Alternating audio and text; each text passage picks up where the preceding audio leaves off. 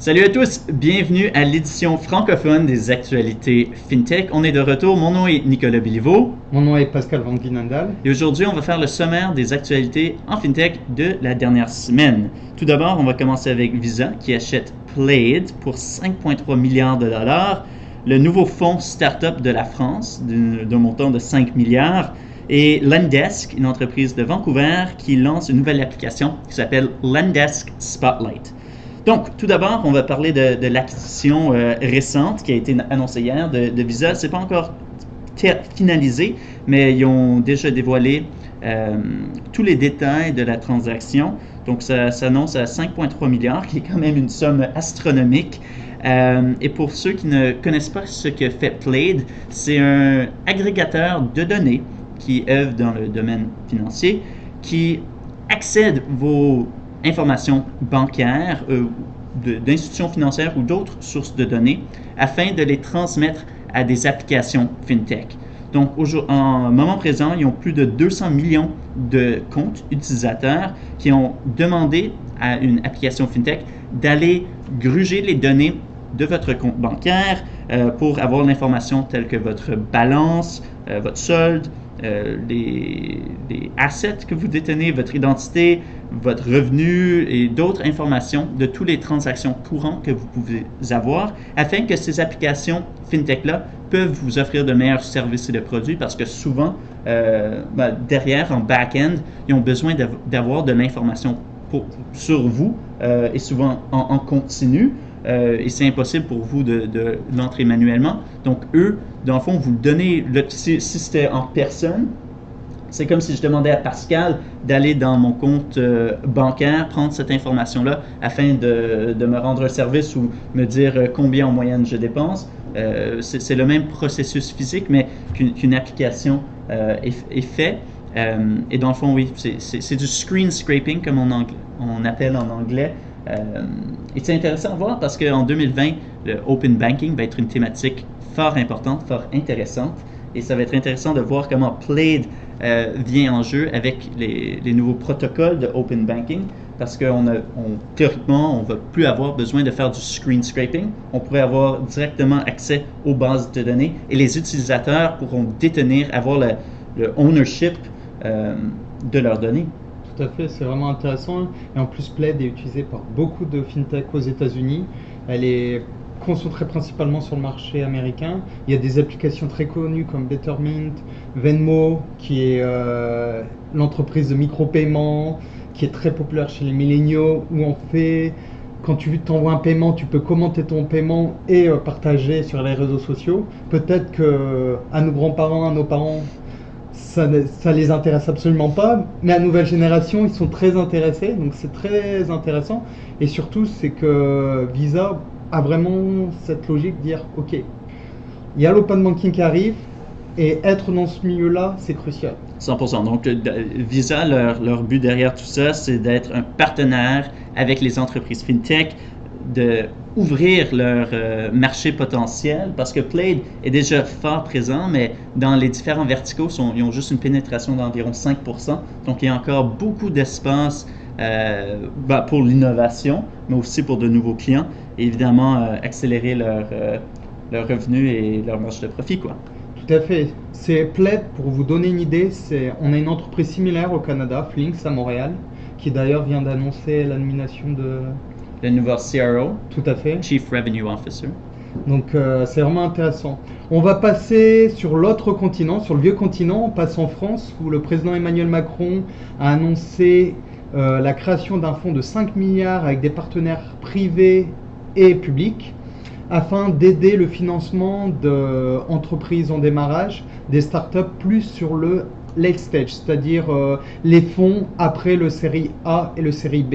En série C, parce qu'en France, on est très bon au niveau du financement en série A et série B. Par contre, à un moment, les entreprises ont besoin d'aller à l'international, ils ont besoin de grossir, et il leur faut des fonds de quelques millions. Et la France est très mauvaise pour le moment là-dessus. Donc ces entreprises vont aller sur le marché nord-américain, notamment aux États-Unis, en Asie, afin d'aller chercher ces fonds.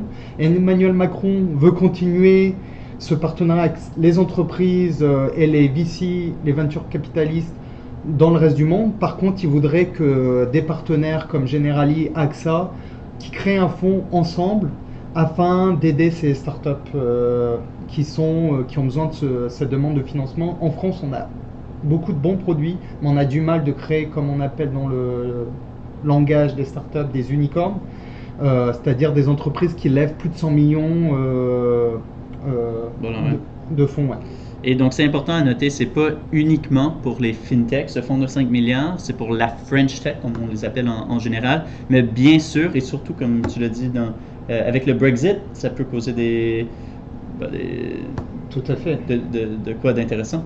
Parce qu'avec le Brexit, il y a beaucoup d'entreprises, des fintechs, des entreprises financières qui ne seront plus dans l'espace, dans l'Union européenne et qui vont vouloir se relocaliser en France, en Allemagne, aux Pays-Bas. Et la France est en compétition avec ces pays européens. Donc ils veulent attirer toutes ces startups et toutes ces institutions financières. Et je pense qu'un fonds comme ça peut énormément aider à rendre la France attractive. Absolument. Et la dernière nouvelle d'aujourd'hui, Lendesk qui lance Lendesk Spotlight. Donc Lendesk œuvre dans le marché hypothécaire et veut faciliter le travail des courtiers hypothécaires. Dans le fond, c'est une application disponible sur iOS afin que les courtiers hypothécaires puissent accéder à 3500 polices, donc toutes les conditions des polices ainsi que les frais associés à ces polices-là, et ce, en direct. Donc cela les permet d'offrir un meilleur service à leurs clients pour les personnes, les Canadiens qui cherchent à acheter une nouvelle propriété. Et dans le fond, c'est très similaire à la startup qu'on a parlé la semaine dernière qui s'appelle Nesto. Nesto, en contrepartie, c'est 100% digital, où est-ce que ton courtier hypothécaire est virtuel et tu communiques tout sur la plateforme en ligne. Ici, par contre, c'est pour une autre segment de la population qui souhaite quand même interagir en personne avec un courtier hypothécaire. Mais qu'est-ce qui est intéressant, ce courtier hypothécaire maintenant est un courtier hypothécaire semi-digital parce qu'il a l'information en direct de ce qui passe sur le marché. C'est vraiment intéressant parce que maintenant, on a une diversité dans les startups fintech afin de proposer des produits, notamment l'achat d'un bien immobilier et le financement de ce bien immobilier. Tout le monde, beaucoup de gens c'est leur souhait. Et ça concerne une grande partie de la population. Et ce qui est intéressant, c'est que peut-être que tu n'as pas envie de passer directement par une solution comme Nesto, qui est totalement digitale. Moi, j'adore ça, mais d'autres personnes pourraient être réticents et veulent 100%. parler avec un courtier immobilier. Et là, le courtier immobilier a tous les outils qui permettent de proposer le meilleur taux avec les informations utiles, légaux, sur le moment. En même temps, il manque un aspect que c'est similaire à la conversation qu'on avait avec Plaid et le open banking en général. Il reste quand même avec ces solutions digitales l'obligation d'envoyer toute la documentation pour, démontrer et faire la preuve de son identité, ainsi que combien il détient en solde, combien il peut mettre en mise de fonds et la preuve du revenu actuel. Donc en ce moment, il y a beaucoup de paperasse à faire, envoyer les T1 les 2 années précédentes, la preuve de revenu, la preuve du contrat d'embauche, etc. Par contre, avec le open banking, toute cette information-là est disponible d'un certain sens sur nos comptes bancaires parce qu'on pourrait facilement accéder au dernier versement du compte et ainsi de voir le salaire à chaque semaine et de manière historique. Donc, ça facilite le travail de l'acheteur. On n'a pas besoin de faire toutes ces recherches de documentation. Et en plus, ça facilite le travail pour tous les parties, ainsi le courtier hypothécaire que l'institution qui verse les fonds, la banque par exemple, parce qu'ils savent que cette information-là est véridique et ils n'ont pas besoin de simplement faire confiance aux consommateurs qui envoient la bonne documentation. C'est plus transparent et facile pour tout le monde. Tout à fait. Ça leur permet aussi d'évaluer le niveau de risque, parce qu'ils ont plus de données. Donc plus de données dit une meilleure étude du dossier. Exactement. Donc ça fait le tour de FinTech, actualité FinTech d'aujourd'hui. Merci d'être parmi nous.